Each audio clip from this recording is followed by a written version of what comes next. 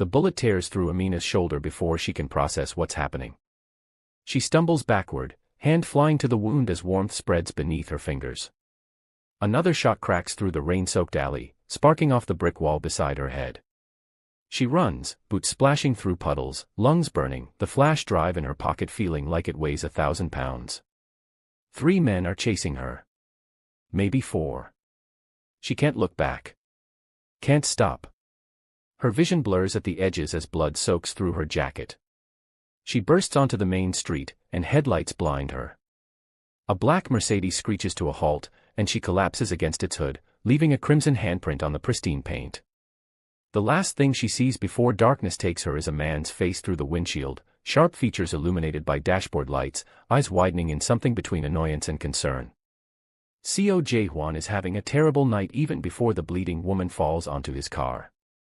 2 meetings with suppliers who tried to cheat him, a shipment delayed at the port, and now this. He should drive away. Should let fate decide whether she lives or dies. But something in the way she clutches her side, the determination in her eyes even as they close, makes him throw the car into park. "Boss, we should go," his bodyguard Min Jae warns from the passenger seat. "This is a trap." "She's dying," Jae-hwan says, already opening his door. He's halfway to her when the explosion rips through the night. The blast wave throws him forward, heat searing his back. His ears ring as he hits the pavement, instinctively covering his head. When he looks up, his second car, the one that was following him with 2 of his best men inside, is engulfed in flames. The woman saved his life without knowing it. If he'd driven past, if he'd been 10 seconds earlier, that would have been his car. He grabs her, slinging her over his shoulder as Min Jae pulls the Mercedes around. Bullets ping off the car's reinforced body as they speed away, leaving chaos and fire in their wake. In the rearview mirror, Jae-hwan sees figures running through the smoke. Not police. Something worse. Where to? Min Jae asks, taking a corner too fast. The penthouse. It's the one place no one knows about except his inner circle. The safe house he built for nights exactly like this. "Boss, we don't know who she is." "What if she's?" "I don't care what she is. Tonight, she lives." The penthouse is 40 floors up in one of Seoul's most expensive districts, hidden behind a shell corporation and 3 layers of false identities. Jae-hwan carries her inside, laying her on the leather couch while Min Jae sweeps the rooms for threats. Her pulse is weak, face pale. He strips off her jacket, revealing an Interpol badge clipped to her belt. "We need to dump her," Min Jae says, seeing it. "Now. Get the medical kit."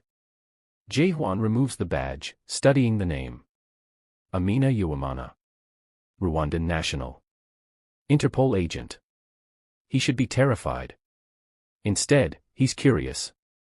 What is an Interpol agent doing bleeding out in his territory?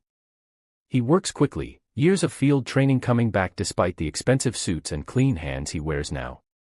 He removes the bullet, packs the wound, starts in 4 from the supplies he keeps for emergencies. By the time he's done, dawn light creeps through the floor-to-ceiling windows. "Hide her badge," he tells Min Jae. "Under that vase. Somewhere she'll find it but won't expect." "Why?" "Because I want to see what she does when she realizes I know." Amina wakes to silk sheets and the smell of coffee. For one disoriented moment, she thinks she's home in Kigali. Then the pain in her shoulder reminds her where she really is. Seoul. The mission. The ambush. She sits up too fast, and the room spins. She's in a bedroom that costs more than she makes in a year, wearing someone else's clothes, bandaged and cleaned. She finds her gun missing. Expected. Her phone gone. Also expected. But when she searches the room, she finds her badge tucked under a decorative vase, sitting there like a landmine waiting to explode. He knows. Whoever saved her knows exactly what she is. She stumbles into the living room, dizzy and alert simultaneously. The man from the car sits at a dining table reading a newspaper, coffee steaming beside him. In daylight, she can see him clearly. Mid-30s, expensive suit, hands that look too soft for violence, but she sees the scarred tissue on his knuckles. A fighter who learned to hide it. "Coffee," he offers, not looking up. "You've been asleep for 14 hours. Who are you? Her voice comes out rougher than intended. Coj Hwan. I own nightclubs. Entertainment venues. He finally meets her eyes, and they're darker than she remembered. Intelligent. Dangerous. And you are? Amina. She doesn't give her last name. Freelance investigator. Interesting line of work. He gestures to the chair across from him. Dangerous, too, from the looks of it. She sits because standing makes her dizzy. Why did you save me? Wrong place, wrong time. Or right place, right time, depending on perspective. He pours her coffee without asking. The explosion that happened after I picked you up killed 2 of my employees. So technically, you saved my life too. She studies him over the rim of the cup. Every instinct screams that he's lying, that nightclub owners don't have medical supplies for gunshot wounds or penthouses with this level of security. But she's in no position to push. Thank you. For saving me. You're welcome. For saving me. They sit in silence, 2 liars pretending to be honest. Finally, she asks, can I leave? When you're strong enough. He stands, straightening his tie. There are clothes in the closet. Food in the kitchen. Don't try to leave until that shoulder heals, or you'll reopen the wound and bleed out before you reach the lobby. He pauses at the door. Oh, and Amina. Your badge is still in the bedroom. Under the vase. The door closes behind him before she can respond. Over the next 3 days, they circle each other like wary animals. Jae-hwan goes to work each morning, returns each evening. They eat dinner together, speaking in careful half-truths. She learns he grew up in Busan, that his parents died when he was young, that he built his empire from nothing. He learns she's from Rwanda, that she lost her family to violence, that she came to Seoul chasing ghosts. What kind of ghosts? He asks one night over bibimbap. She considers lying, then decides truth is easier. The kind that smuggle weapons to people who murder families like mine. The kind that profit from wars and call it business. Something flickers in his expression. Revenge is expensive. Justice, she corrects. There's a difference. Is there? He sets down his chopsticks. Sometimes the only justice available is the kind you take yourself. She wants to ask what he means, but his phone rings. He steps away, speaking in rapid Korean she barely catches. When he returns, his expression is closed. I need to go out. Emergency at one of my clubs. After he leaves, she waits 30 minutes, then starts searching. The penthouse is pristine, almost too clean. But in his office, she finds what she's looking for. Files hidden behind false panels. Photos of men she recognizes from her briefings. Shipping manifests. Bank transfers. And a name that makes her blood run cold, the Ghost of Busan. Her mission target. The men pulling strings across Asia's criminal underworld. The file has witness statements, surveillance photos, everything Interpol's been hunting for 3 years. And sitting on top of it all is a dossier with her name on it. Her photo. Her badge number. Her mission parameters. He knew. From the moment he picked her up, he knew exactly who she was. Interesting reading. His voice comes from the doorway, and she spins, hand going for a gun she doesn't have. He leans against the frame, tie loosened, looking tired. Find anything useful. You knew. Her voice shakes with anger and fear. This whole time, you knew. I knew you were Interpol. I didn't know why you were here until I read your files. He steps into the office, hands visible, non-threatening. But I think I've figured it out. You're hunting the ghost. Are you him? She needs to hear him say it. Do you want me to be? He pours himself whiskey from the bar cart, doesn't offer her any. Would it be easier if I were? Then you'd know exactly what to do. Stop playing games. Who are you really? He downs the whiskey in one swallow. I was like you once. 5 years ago. I worked with Interpol, Japanese National Police, Korean intelligence. I infiltrated the Ghost organization, spent 2 years gathering evidence. Then when it was time to make the arrest, my handlers sold me out. Blamed me for everything. Said I was the ghost all along. That's convenient. It's the truth. He sets down his glass too hard, and it cracks. I've been living in this city like a ghost myself, trying to figure out who betrayed me while everyone thinks I'm the monster they invented. I don't believe you. I know. He looks at her with something like sadness. But you will. The windows explode inward before she can respond. Glass rains down as gunfire erupts from the street below. Jae-hwan tackles her behind the desk as bullets tear through walls, shred furniture, spark off metal fixtures. She counts 4 shooters, maybe 5, professional tactics, overlapping fields of fire. Stay down, he orders, pulling a gun from a hidden panel in the desk. Give me a weapon. He tosses her a pistol without hesitation. Their eyes meet for a split second, a wordless understanding passing between them. Enemies later. Survivors now. They move through the penthouse like a dance they've practiced 1,000 times, covering each other, communicating with hand signals. She takes out the first shooter coming through the window, double tap to the chest. Jae-hwan drops 2 more in the hallway, movements fluid and precise. The 4th shooter makes it to the living room, and Amina recognizes him. Jean-Pierre, one of her Interpol contacts. The man who gave her the Seoul assignment. He's supposed to be in Brussels. You, she breathes, and in her shock, she hesitates. He doesn't. His shot grazes her head, and Jae-hwan puts 3 rounds in him before she can process what's happening.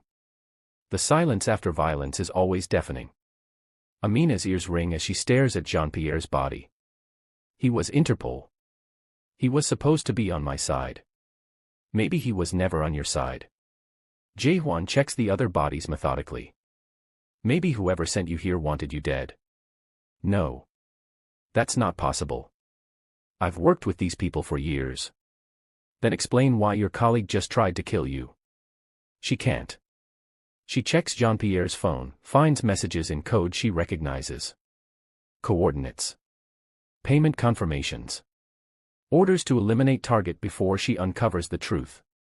She scrolls back through months of messages, sees her name appear again and again. They've been planning this since before she arrived in Seoul. I don't understand. She sinks onto the couch, gun hanging loose in her hand. Why would they do this? Jae-hwan sits beside her, careful to keep distance between them. Because you got too close to something they want to keep buried. Because someone in your organization is protecting the ghost. Because you're expendable and the truth isn't. How did you know they'd come tonight? I didn't. But I've been waiting for someone to make a move since you showed up. You're too valuable as bait. He stands, begins making calls in Korean. Within minutes, Min Jae and 3 other men arrive to clean up the bodies. Amina watches them work with numb detachment. Everything she believed about her mission, her agency, her purpose has crumbled in the space of 10 minutes. What now? Now. Jae-hwan finishes his call. Now you decide. Walk away, go back to whatever life you had before, pretend none of this happened. Or help me find the ghost and burn down everyone who betrayed us both. Why would you trust me? Because tonight, you had a clear shot at me and you didn't take it. Because we're both being hunted by the same people. Because the enemy of my enemy is someone I can work with. She should refuse. Should find her way to the embassy, report everything, let the system handle it. But the system just tried to kill her. And this man, this alleged criminal, just saved her life twice. I have evidence, she says. A flash drive. If they haven't found it yet, it has everything about the smuggling network. Names, routes, financials. His expression sharpens. Where is it? Safe deposit box. Bank near Gangnam Station. Can you access it? If they haven't frozen my credentials. She meets his eyes. If we do this, if I help you, I need to know you're telling the truth. That you're not the ghost. He pulls out his phone, pulls up a video file. This is from 3 years ago. The day Interpol burned me. The video shows a warehouse raid, chaos and gunfire, men in tactical gear storming through. Then it shows Jae-hwan being dragged out, bloodied and beaten, thrown into a van while someone yells in English, "Make sure this one disappears." He knows too much. They tried to kill you. They tried to erase me. When that didn't work, they made me into the villain. Easier to have a face for the ghost than admit he's one of them. Amina watches the video twice more, looking for signs of manipulation. She finds none. Either he's telling the truth or he's the best liar she's ever met. Okay. We get the drive. Then what? Then we find out who the ghost really is. And we make them answer for every life they've destroyed. They retrieve the flash drive at dawn, Amina wearing a wig and glasses, Jae-hwan posing as her assistant. The bank's cameras don't give them a second glance. Back at the penthouse, she plugs the drive into his laptop and watches 5 years of investigation unfold across the screen. Weapons shipments from North Korea to Myanmar. Money laundering through Seoul, Tokyo, Singapore. Human trafficking disguised as employment agencies. And at the center of it all, one name that appears in every major transaction, Choi Sung-tae. I know that name, Jae-hwan says, leaning over her shoulder. He was my mentor. The man who recruited me for undercover work. He died in a car bombing 4 years ago. Except he didn't. Amina pulls up a surveillance photo from 2 months ago. Same face, older but unmistakable. He's been operating from the shadows, letting everyone think he's dead while he builds an empire. Jae-hwan's hands curl into fists. He was there that day. When Interpol raided the warehouse. He's the one who ordered them to kill me. The Ghost of Busan, Amina says. It was never you. It was always him. They spend 3 days planning. Amina decrypts more files, tracks Choi's movements, identifies patterns. Jae-hwan uses his criminal contacts to gather intelligence, learns about a meeting at an abandoned shipyard where Choi is brokering a massive arms deal. We could call the police, Amina suggests, though she doesn't sound convinced. And tell them what? That a dead man is alive. That Interpol is compromised. They'll arrest us and let him disappear again. Jae-hwan loads clips, checks weapons with practiced efficiency. This ends with us or it doesn't end. You mean kill him? I mean justice. Isn't that what you came here for? She doesn't answer, but she picks up the gun he offers her. The shipyard is a maze of rusting containers and abandoned cranes, perfect for an ambush from either side. They approach from the water, using Jae-hwan's contacts to secure a boat. Inside, they hear voices echoing off metal walls. Choi's voice, older but still commanding, negotiating terms with buyers from 3 different countries. They wait until the deal is nearly done, then Jae-hwan steps into the light. Hello, mentor. Choi doesn't flinch. He smiles like he expected this. Jae-hwan. I wondered when you'd figure it out. Took you longer than I thought. You made me a monster. Painted me as everything you are. I made you useful. You were always too soft, too moral. I needed someone to take the fall when things got complicated. Choi gestures to his men, and they draw weapons. And now you've brought an Interpol agent into my territory. Still trying to be the hero. She's not Interpol anymore. You made sure of that when you tried to kill her. Unfortunate business. She got too close too fast. Bad luck for her. Choi focuses on Amina.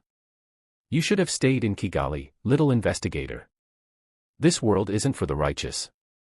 Righteousness is all I have left, she says, raising her gun. The shipyard erupts in violence.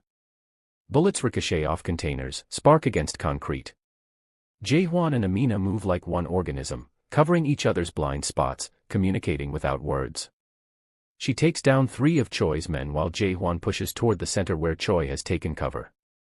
A bullet catches her vest, knocks the wind from her lungs. She goes down hard, and suddenly Choi is standing over her, gun pointed at her head. You came so far just to die in a place like this. Seems wasteful. Before he can pull the trigger, Jae-hwan crashes into him from the side. They go down in a tangle of limbs and fury. Jae-hwan fights like a man possessed, every punch carrying years of betrayal and rage. But Choi is older, more experienced, and he gets his gun hand free. You were always weak, Choi says, pressing the barrel to Jae-hwan's chest. Caring about people. Having a conscience. That's not how you survive in this world. Maybe not, Jae-hwan agrees. But it's how you live. Amina's shot takes Choi in the shoulder, spinning him around. Her second shot hits center mass. He drops, gun clattering away, blood spreading across his expensive shirt. She and Jae-hwan stand over him, weapons trained, breathing hard. You think this changes anything? Choi coughs blood.